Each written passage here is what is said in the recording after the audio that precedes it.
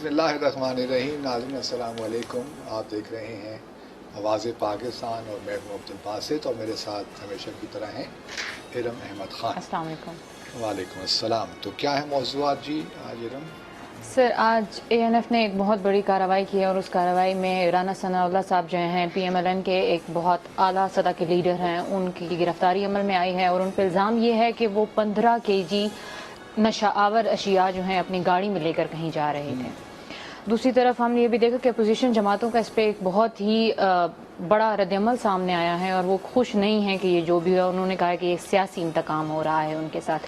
اس کے بعد ہم جو دوسرے سیگمنٹ میں جائیں گے تو ہم بات کریں گے پاکستان اور افغانستان کے درمیان ہونے والے میچ اور اس میں جو بدمزگی ہوئی، ایک معصوم جان گئی ہے اس میں، ایک پاکستانی کی شہادت ہوئی ہے، اس کے بارے میں بات کریں گے. لیکن میرے خیال میں پہلے جو آج کی اہم خبر ہے رانا ثناء اللہ صاحب کی. جی اب دیکھیے جو خبریں آ رہی ہیں اے این ایف کے ذرائع سے، ان کا کہنا تو یہ ہے کہ ایک تو جب ان کو گرفتار کیا گیا تو ان کی گاڑی سے منشیات برآمد ہوئی.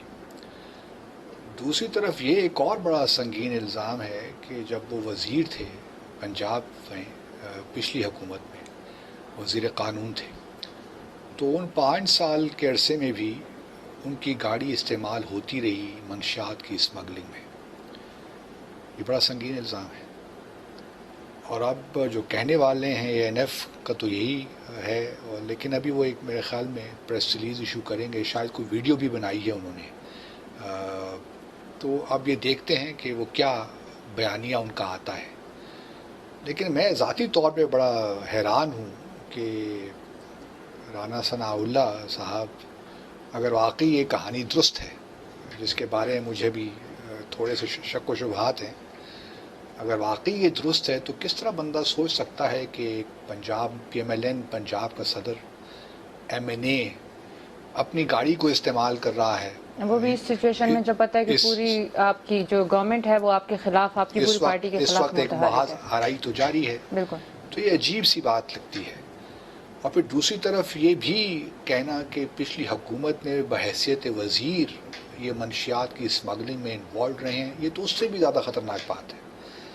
میں سمجھتا ہوں کہ اس قسم کے، پہلے تو مجھے تھوڑا سا یقین نہیں آ رہا، اور اگر واقعی ایسی بات ہے، اگر irrefutable undeniable ایویڈنس موجود ہے، پھر تو حرج نہیں ہے، پھر تو کیس بھی ہونا چاہیے، سب کچھ ہونا چاہیے. لیکن ابھی تک یہ بات دل مان نہیں رہا somehow. کیونکہ دیکھیے منی لانڈرنگ بھی لوگ کر سکتے ہیں اور بھی بہت سی چیزیں ہو سکتی ہیں، لیکن اس کے لیے بھی دوسروں کو یوز کرتے ہیں، دوسروں کو استعمال کرتے ہیں، بے نامی بینک اکاؤنٹس کھولے ہوئے ہیں اور بہت سی پراپرٹیز لی ہوئی ہیں. لیکن منشیات ایک ایسا معاملہ ہے جس پہ لوگ 20 مرتبہ سوچتے ہیں اس کام کو کرنے کے لیے. یہ الگ بات ہے کہ ماضی میں پی ایم ایل این کے اپنے لوگ ہی لائک عابد علی شیر یا ان کے والد شیر علی رانا ثناء اللہ پہ بہت سے الزامات لگاتے رہے ہیں. جب ان کی حکومت بھی تھی تب بھی یہ الزامات لگتے رہے ہیں. اور یہ پرویز مشرف کے دور میں رانا ثناء اللہ سیم کیس میں ایک بار پہلے بھی گرفتار ہو چکے ہیں. تو عابد علی شیر صاحب تو یہاں تک بھی کہتے رہے کہ ان کے ہاتھ 20 لوگوں کا قتل، خون ان کے ہاتھوں پہ ہے. تو اس قسم کے الزامات رانا ثناء اللہ صاحب پہ لگتے رہے ہیں. اور یہ بھی اپنی جگہ ایک بات حقیقت ہے کہ ان کا جو ہماری ریلیجس پارٹیز تھیں، جو پروسکرائب پارٹی سے کچھ لوگ تھے، ان سے بھی ان کے ایک تعلق تھا، ان دا سینس کہ وہ ان کی کانسٹیٹنسی کے لوگ ہیں، پنجاب میں بھی رہتے ہیں. تو ایک سیاست کرنے کے لیے ضروری ہوتا ہے اس قسم کے تعلقات بھی رکھنا. لیکن یہ کہنا کہ منشیات کی اسمگلنگ میں انوالو تھے، یہ ذرا اپنی گاڑی میں لے کے جا رہے تھے. اس وقت اس معاملے میں تو چلو اپنی گاڑی میں کہہ رہے ہیں، لیکن پہلے بھی کہہ رہے ہیں کہ جب وزیر تھے تب بھی انوالو تھے. یہ ذرا مجھے مانتے ہوئے کچھ عجیب سا لگتا ہے کہ کس طرح ممکن ہے کہ یہ ایک ایسا شخص جو کہ اتنا ایکٹیو ہو سیاست میں، وزیر رہا ہو اور پی ایم ایل این کا صدر ہو، ایم این اے ہو، وہ اس قسم کے کاروبار میں شریک ہو سکتا ہے. ابھی دل نہیں مان رہا اس کو، لیکن بہرحال یو نیور نو. اگر ایسی واقعی کوئی بات ہے تو وہ سامنے آ جائے گی. اچھا اے این ایف کا اس پہ جو موقف ہے وہ یہ تھا کہ ہم نے 3 ماہ پہلے 5 سے 6 گرفتاریاں کی ہیں، بلکہ 6 سے 7 گرفتاریاں وہ کی پورا ہیں. بتا رہے ہیں نا، ایسا ایسا رپورٹس آ اور رہی ہیں. انہوں نے کہا ہے ان کی شواہد کی بنیاد پہ ہم نے آج کی یہ جو کیا کارروائی ہے وہ کی ہے. لیکن اب جب تک یہ تو ابھی سنی سنائی خبریں ہیں نا، ابھی جو فیڈ کر رہے ہیں میڈیا کو، بالکل ان لوگوں کو ابھی تک کورٹ میں پیش کیا گیا لیکن یا جب نہیں یہ ابھی نہیں پتا ہمیں. ساری حقیقت سامنے آئے گی تب بات پتہ چلے گی، پھر ہم اس کا صحیح تجزیہ بھی کر سکیں گے. بالکل. دوسری طرف جو اس واقعے کو ایکسپلین کرتے ہیں وہ یہ بھی کہتے ہیں کہ دیکھیے، اور ہم بھی اپنے پروگرام میں کئی بار یہ ڈسکس کر چکے ہیں کہ ہمارے لیے بلکہ تجزیہ کاروں کے لیے بڑی حیران کن بات تھی کہ پاناما کے بعد اور پھر نواز شریف کی سزا کے بعد مسلم لیگ ڈیوائڈ نہیں ہوئی، اسپلٹ نہیں ہوئی. بہت سے لوگوں کا یہ خیال تھا کہ جب پاناما ہوگا اور نواز شریف صاحب ڈسکوالیفائی ہو جائیں گے تو P M L N split ہو جائے گی اور پھر اس کے ساتھ سیاسی طور پہ مقابلہ کرنا آسان ہو جائے گا.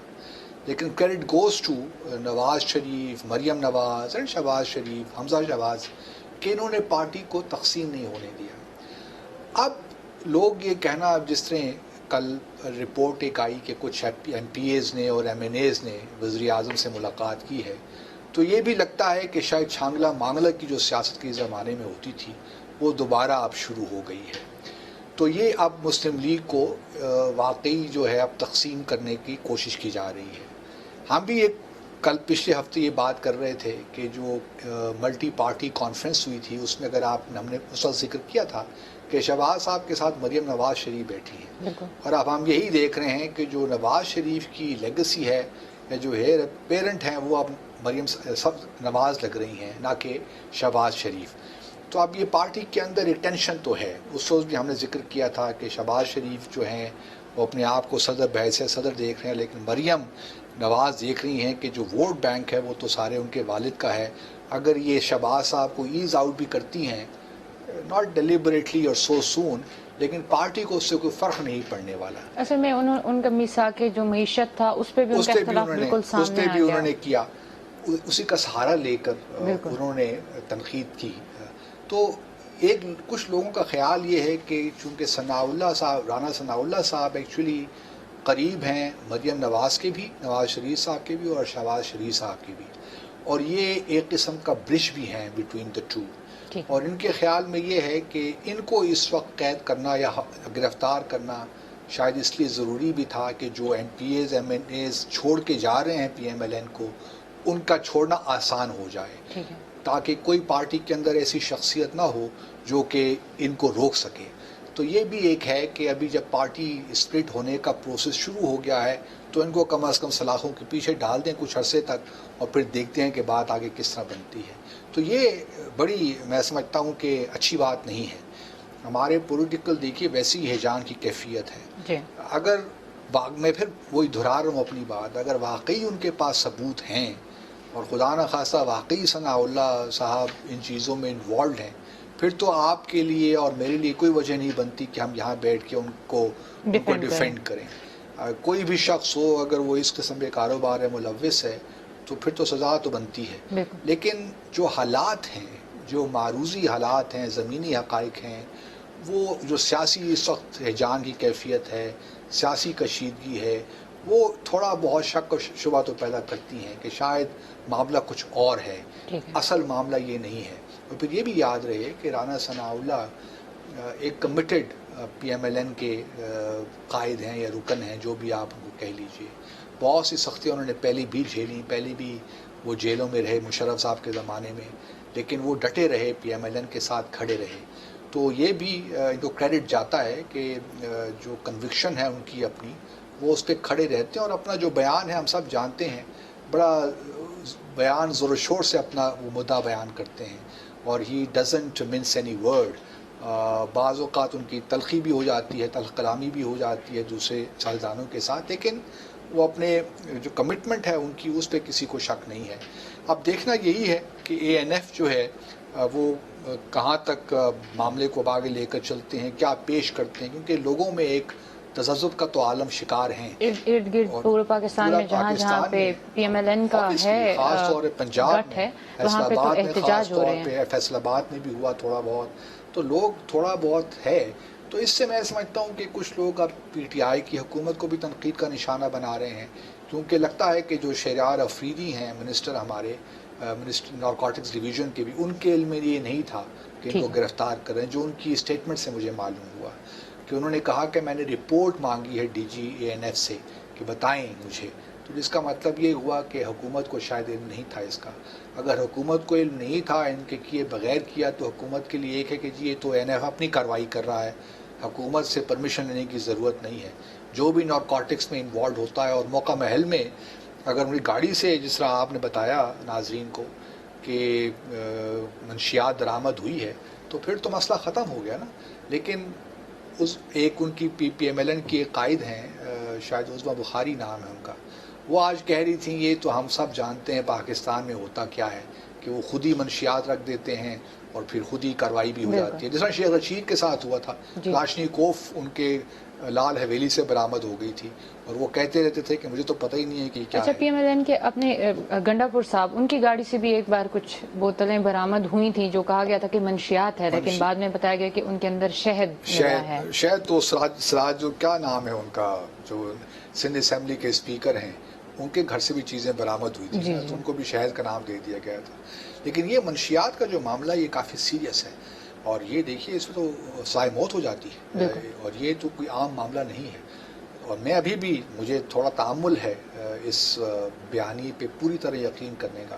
جب شواہد سامنے آئیں گے، ایویڈنس سامنے آئے گا، پھر ہم کچھ کہہ سکتے ہیں. اچھا، مریم نواز صاحبہ نے تو ڈائریکٹ وزیر اعظم صاحب کو اس پہ ایکیوز کر دیا، انہوں نے کہا اس میں مکمل ہاتھ ہی وزیر اعظم کا ہے اس گرفتاری کے پیچھے. وہ تو دیکھیں نا، اب انہوں نے تو کہنا ہے کیونکہ، اور شہباز شریف صاحب نے بھی ایک ویڈیو بیان جاری کیا ہے اپنا اور اس میں کنڈیم کیا اور کہا ہے کہ ان کو فوری طور پہ رہا کر دیا جائے.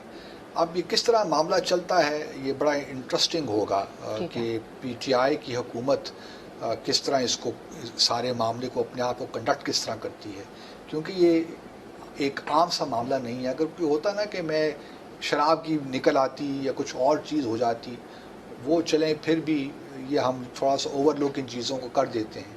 لیکن منشیات کا جو معاملہ ہے، حالانکہ شراب بھی ایک سیریس معاملہ ہے، لیکن جو منشیات کا معاملہ اور اسمگلنگ کا معاملہ ہے، ایک تو ہے نا کہ آپ خود منشیات کا استعمال کر رہے ہیں، وہ تو چلے اور بات ہو جاتی ہے.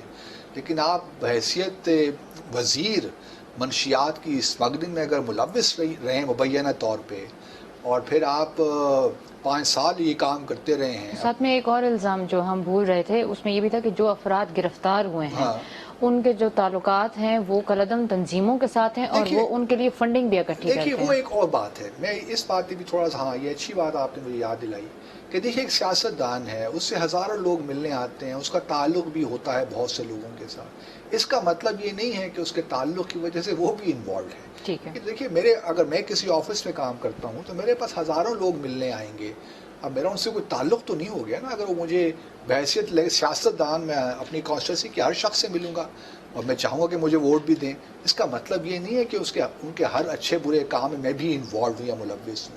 تو یہ ایک فار فیچ سی بات ہے. میرے لیے جو مسئلہ ہے، ایک تو یہ کہ منشیات برآمد ہوئیں گی گاڑی سے، اور پھر دوسرا جو اس سے ہی بڑا الزام ہے کہ بحیثیت وزیر وہ اس اسمگلنگ میں ملوث رہے ہیں. یہ بڑی پریشان کن بات ہے. اور اگر یہ واقعی درست ہے تو پھر تو چلیں عدالت، قانون اپنا راستہ اختیار کرے گا. لیکن دوسری طرف جو لوگ دوسرے بات کر رہے ہیں پی ایم ایل این کے اسپلٹ کی اور وزیر اعظم سے پی ایم ایل این کے ایم پی ایس کی ملاقاتوں کی، وہ بھی لگتا ہے کہ اس کے ساتھ جو ہے کوئی نہ کوئی تعلق تو کہیں نہ کہیں بنتا ہے. لہٰذا اس وقت کچھ کہنا قبل از وقت ہے. Let's wait for a day or two and see what happens. ناظرین، وقت ہوا ایک چھوٹے سے بریک کا. بریک کے بعد واپس آتے ہیں اور پاکستان افغانستان کے درمیان ہونے والے میچ پہ بات کریں گے.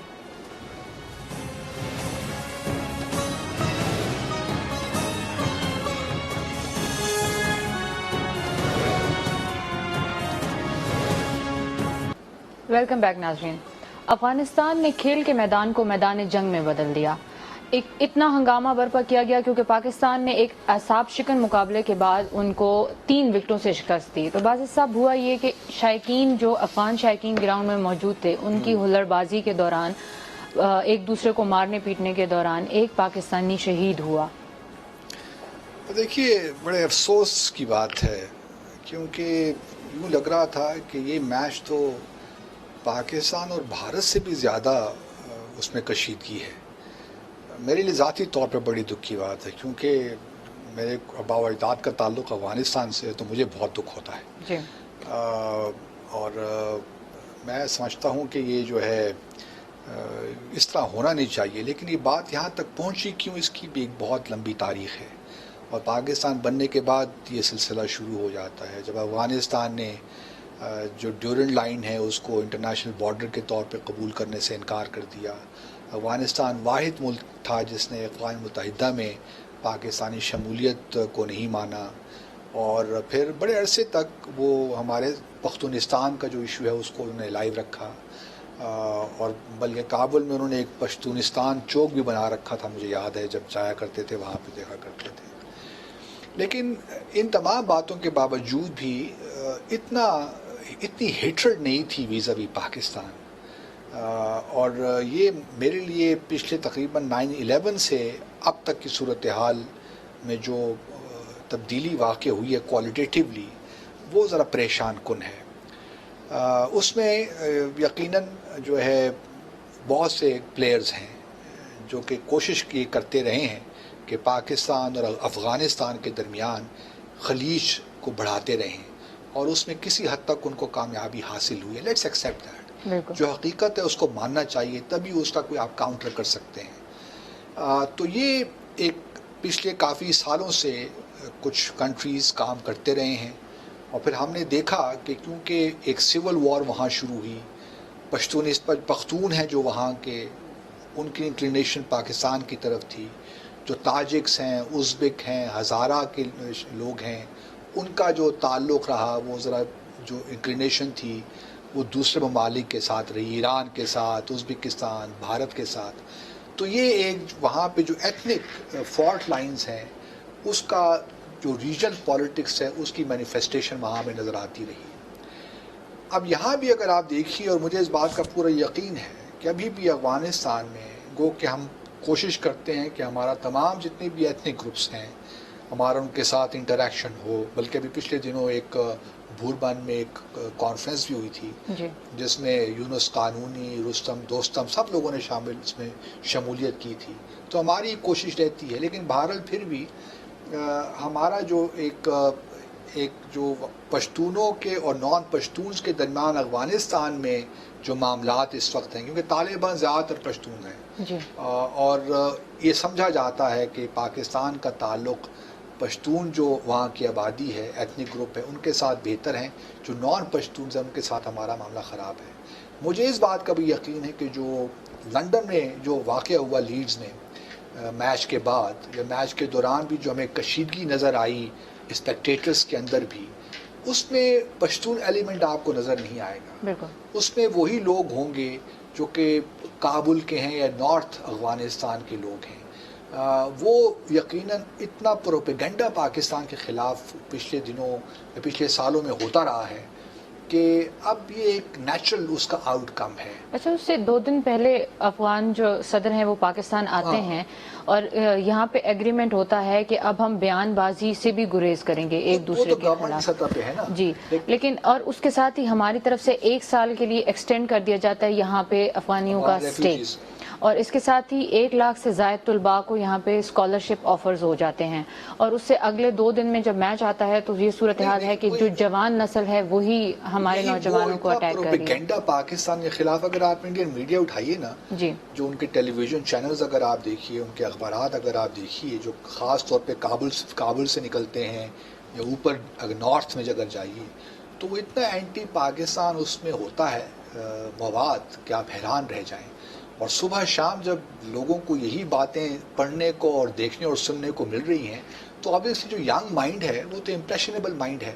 اس کا مطلب ہے کہ ہماری سفارتکاری کہیں پہ فیل ہو رہی ہے. اس پہ آ رہا ہوں، اس پہ اس لیے یہ تو پھر پروپیگنڈا تو اثر دکھاتا ہے اپنا. بالکل. اور جب ایک بات یہی بار بار کہی جائے کہ جو افغانستان کے مسائل ہیں اس کا تمام تر ذمہ دار پاکستان ہے، تو obviously ایک جو بچہ ہے وہ جب سنتے سنتے یہی جوان ہوا تو اس نے تو پاکستان کے خلاف ہی ہونا ہے نا.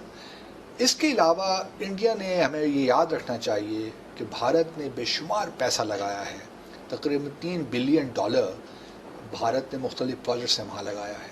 اس کے ساتھ ساتھ انہوں نے جو وہاں کے نیشنل سیکیورٹی ڈائریکٹریٹ ہے NDS, وہاں پہ جتنے بھی آفیشلز ہیں آپ سمجھیے کہ کو وہ انڈیا رن کر رہا ہے لٹرلی.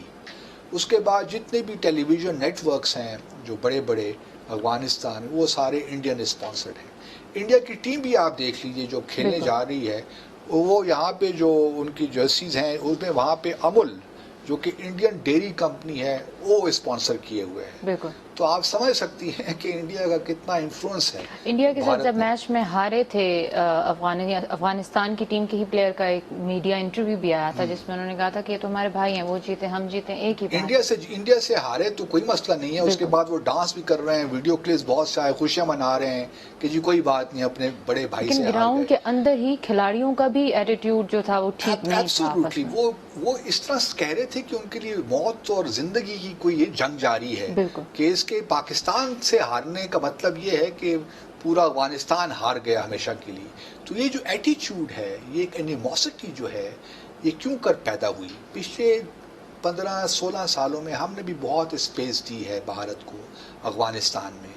کچھ ہمارے اپنے اندرونی مسائل تھے, ہماری پبلک ڈپلومیسی زیادہ کامیاب نہیں رہی افغانستان بدقسمتی کے ساتھ. حالانکہ اس وقت بھی میں آپ کو بتاؤں تقریباً 40 سے 50 ہزار جو افغان طالب علم یہاں سے پڑھ کے گئے ہوئے ہیں باقی انڈیا افغانستان, وہاں مختلف ڈپارٹمنٹس میں کام بھی کر رہے ہیں اور بڑی امپورٹنٹ ہمارے لیے کانسٹیٹوئنسی ہے.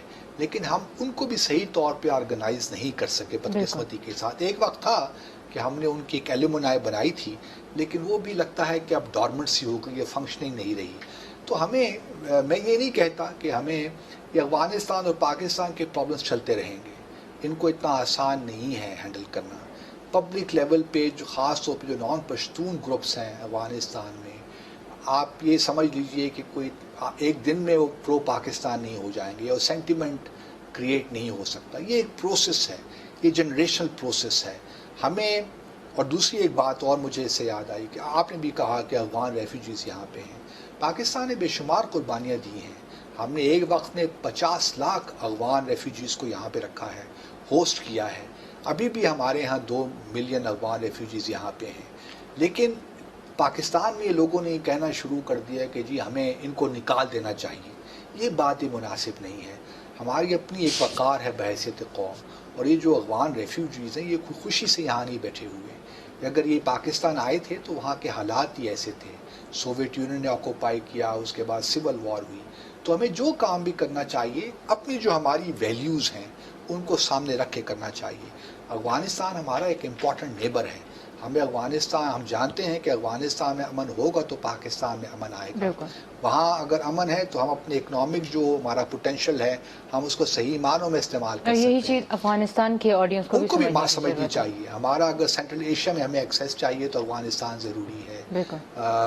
جو مختلف گیس کے پروڈکٹس ترکمنستان سے ہیں اس کے لیے ضروری, ٹیپی جو ہے اس کے لیے ضروری ہے, تو کاسا کے لیے ضروری ہے اس کی امپلیمنٹیشن کے لیے.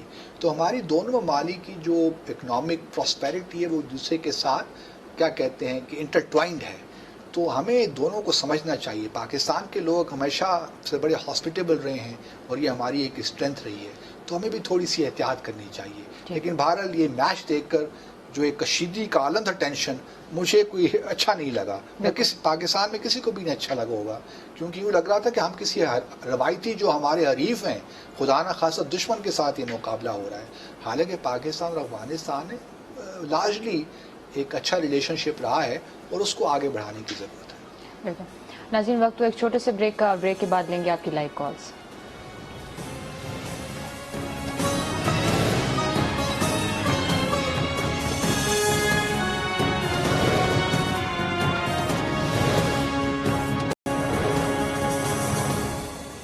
ویلکم بیک ناظرین, ہمارے ساتھ ایک کالر موجود ہیں. السلام علیکم. وعلیکم السلام. میڈم امتیاز عرض کر رہا ہوں کراچی سے. جی امتیاز صاحب کیا کہنا چاہتے ہیں, فرمائیے. ہاں باسط صاحب, چند سیکنڈ زیادہ درکار ہوں گے. سب سے پہلے تو عدالت عظمیٰ سے میں ایک چیز دریافت کرنا چاہتا ہوں. میں بڑا کم پڑھا لکھا ہوں, یہ سمجھیے کہ بہت ہی جاہل ہوں. میں یہ پوچھنا چاہتا ہوں کیا یہ ہمارے قوانین میں لکھا ہوا ہے کہ کوئی شخص اپنی مرضی سے جو چیز چاہے جتنی مہنگی کر دے, کوئی کھڑا ہو جائے اور بولے روٹی ہم 100 روپے کی بیچیں گے, تو کیا یہ قانونی بات ہے یا غیر قانونی؟ اور سر دوسری بات, یہ کیسی بات ہے کہ جو لوٹا ماری کا مال میرا لوٹے اور برآمدی بھی مجھ سے کرایا جائے؟ تو یہ بات ہضم نہیں ہوتی. جیسے یہ لوگ کہتے ہیں کہ فلاں آدمی 6,000 ارب سے 30,000 ارب روپے تک کھا گیا, تو میرے بھائی جو کھا گیا مجھے تو نہیں پتا کون کھا گیا, اس سے لو نا یار. عوام نے کس کو تنگ کیا ہے, کس کا جینا حرام کیا ہے؟ تو کیا اس چیز کا قانون کے اندر کیا اندراج ہے؟ قانون کیا کہتا ہے؟ اور جو منسٹر حلف اٹھاتے ہیں اللہ رسول کو حاضر ناظر جان کے صلی اللہ علیہ وسلم, اور بعد میں اس کی خلاف ورزی کرتے ہوئے عدالت میں کوئی اس کا قاعدہ قانون ہے کہ ان کو سزا ملے, یا صرف سزا غریب امتیاز جیسے غریب پاکستانیوں کے لیے ہے جو قانون سے وہ بیچارہ قانون کی زد میں آتا ہے؟ اور سر ایک بات اور, یہ افغانستان کے لوگوں نے جو پاکستانی کھلاڑیوں کے ساتھ کیا, یہ مجھے بڑا افسوس ہوتا ہے. مجھے اچھی طرح یاد ہے کئی لاکھ ریفیوجیز کو پاکستانیوں نے اپنے بھائیوں کی طرح سنبھال کے رکھا, مگر صد افسوس یہ کس کے نقش قدم پہ نکل گئے. اللہ انہیں ہدایت دے. پاکستان زندہ باد. دیکھیے یہی, اچھا آج مہنگائی پہ ہم بات کرنا بھول گئے, وہ کل نہیں, کل ہم کریں گے اکانومی پہ بات کروں گا. ہر عام پاکستانی دیکھیے یہی ہے, یہی معاملات ہیں, اور واقعی لوگ اب تنگ سے آ گئے ہیں کہ کیا. میں آپ کو اپنی مثال دوں, میں کیونکہ گئی ہوں, ابھی میری والدہ صاحبہ کو وہ تھوڑے سی بیمار ہیں, تو ان کے لیے ایک جوس ہے جو میں لے کے آتی تھی, تو پورا رمضان وہ 85 روپیز کا میں لے کے آتی رہی ہوں کیونکہ اور کچھ لیتی نہیں ہیں. اور ابھی کل میں وہ خرید کے لائی ہوں 120 روپے کا. کتنا جمپ ہوا؟ 85 سے 120.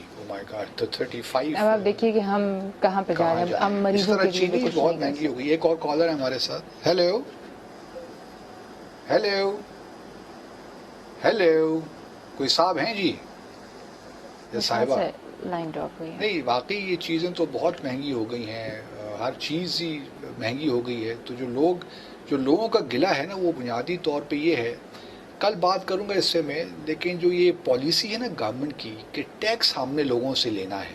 جی, ٹیکس تو چلیں آپ لے لیجئے, لیکن ٹیکس لیتے لیتے جو آپ کی اکنامک ایکٹیویٹی ہے نا وہ ساری ختم ہو رہی ہے. کل سے کال دوبارہ سے تھرو. ہیلو السلام علیکم.